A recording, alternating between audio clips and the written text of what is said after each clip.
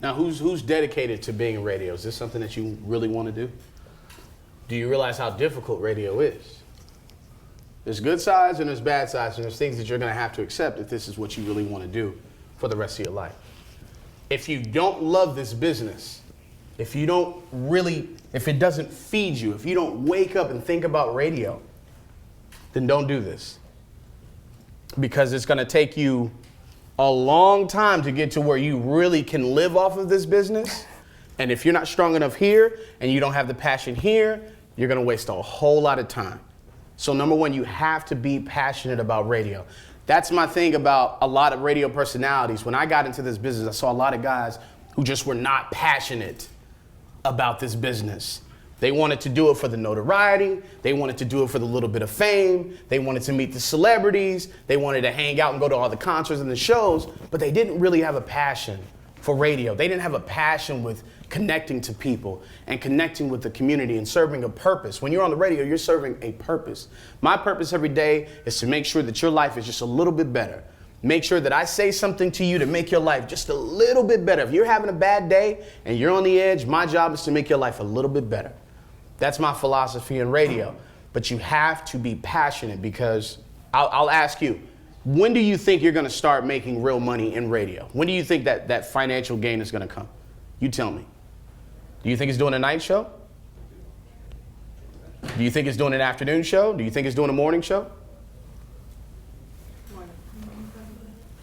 I'll tell you right now, you're wrong. You're absolutely wrong. It doesn't work like that. See, there's this thing in radio called different markets in different cities, different companies. You got small mom and pop. You got gigantic corporate stations. Yes, you can make a living off of radio, but if you're chasing the money, get out. If you don't love it, get out.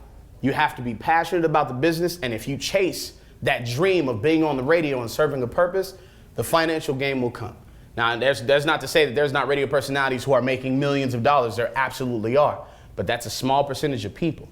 I'm not making a whole lot of money. I'm not making anything. She's not making a whole lot of money. But I'm making a living off of it. And it's not so much about the money. It's about what I get to do every single day. Okay, it's about the passion. It's about loving radio and serving a purpose in radio. So that needs to be the number one goal of yours, is to figure out if this is really what you want to do. Figure out if you really want to grind. Yeah, you don't do construction and you don't flip burgers, which is a blessing that we don't have to do that. But radio is a whole different grind. It's a whole different grind. And if you're not capable or it's not in your heart, I just say do not do it. Don't waste your time, because it's tough. And honestly, a lot of people, I'm lucky enough that I landed in Detroit. I grew up in Detroit and I got a job in Detroit, and I'll hopefully be here for a very long time. A lot of people move. A lot of people go to different cities, start in small towns, and then have to work their way back to Detroit, or work their way, they want to go to LA or New York, whatever, but you have to move. And I got lucky enough I didn't, but it's something you have to think about. And when you're young, you guys have such a great start. When you're young and you can move without having a family. I have a 7-year-old. It's great, but it is another sacrifice you have to make it where you want to increase and move up to where you get back to a major market. Like, it sounds so fun, and it's so fun, but there is a lot of work that goes in. We laugh for 4 hours straight. Like, yesterday our faces were hurting because we were laughing for 4 hours. So it's a ton of fun, especially when you get paired with the right person and it just works. But know that there's a lot of hard work. We're not just showing up and laughing. Like, we got to prepare what we're doing and what we're going to talk about, and he's editing calls, and I mean, it's a lot of work, but it's a lot of fun. It is a lot of work. We show up to work 2 to 3 hours early before the show.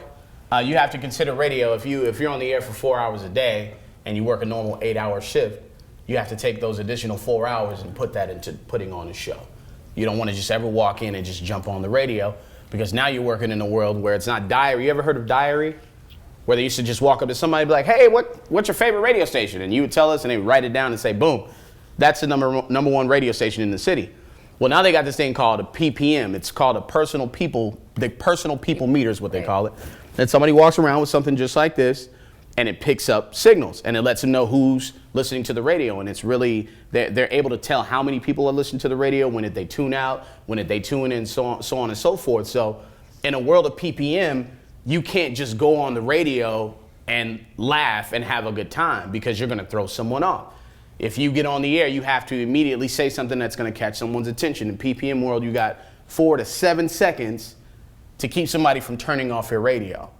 So you have to say something to them really quick to keep them from turning off your radio. And nowadays, you got about 10 seconds to even do a break.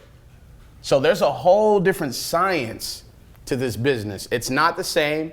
It's ever changing. It's better than it ever was, because now you also have online, you got podcasting, you got videos, you have tons of social media, you got apps. There's so many different elements to radio, but it has changed, and you have to be able to adapt. You got to have Snapchat, you got to have Instagram, you got to have Twitter, you got to have Facebook, and you got to communicate with people on that scale. So just be ready, man. It's a lot of work. It's a lot of work. Well, and everyone laughs because I think, you think you're on the radio, you show up in your jeans and your, t-shirts and whatever, and yes, today's Friday, so I am wearing jeans. But I dress up every day, and everyone's like, why do you dress up? We're on videos all day, every day. And not that I always have to look good, but you know what I'm saying? You want to. Oh, ego! I didn't mean it like that. But you always want to present yourself because, videos can be watched by thousands of people. Yeah. So it's not the old school where you're going in on your sweats. Like, you're making videos, your social media, like, it's crazy. So That's another change of how it used to be to how it is now. So what exactly is your process for show prep? Process for show prep. Do you want to tell this story, or you want me to tell it? You can tell it. Okay, I'll like tell to it. Talk. So what I'll do. Hey, thanks, man. Appreciate it. When I go home at night, I'm show prepping. Everything right now, I'm show prepping. Mm-hmm. I'm gonna take everything back that we're doing today and go talk about it on the radio. The number one focus of show prep, everybody has show prep services. You probably heard of Complete Sheet or 9Ball or all these different show prep companies, right? But what they can't do is duplicate something that's happened to you personally. So the number one goal is to go home, and if your kid trips and falls and you laugh at it, go back to the radio and say you laughed at your child hurt himself. You're probably gonna seem like a bad parent, but at the same time, it's real. All kids trip and fall. And right? every day he'll be like, Joe, what happened last night, or what happened to you yesterday that we could bring to the table? I talk about my husband, and probably not in a great way. I'm surprised he's not like divorced right now. I know. So in my son, and he just got picked on. You bring all that in, you'll never can guess how many people call that can relate to that. And that's how you connect. It's not just talking about what Rihanna did today, or you know what I mean? Right. It's the personal stuff that people want to be able to chime in or give their advice or listen for you for advice. So it's definitely a lot of the personal stuff. Remember, personality-driven radio still wins, man. Anybody can play music. Any radio station can play music. Anybody can play Drake. Anybody can play Rihanna. Everybody can play music. But the personality is what separates the radio station from the other radio station.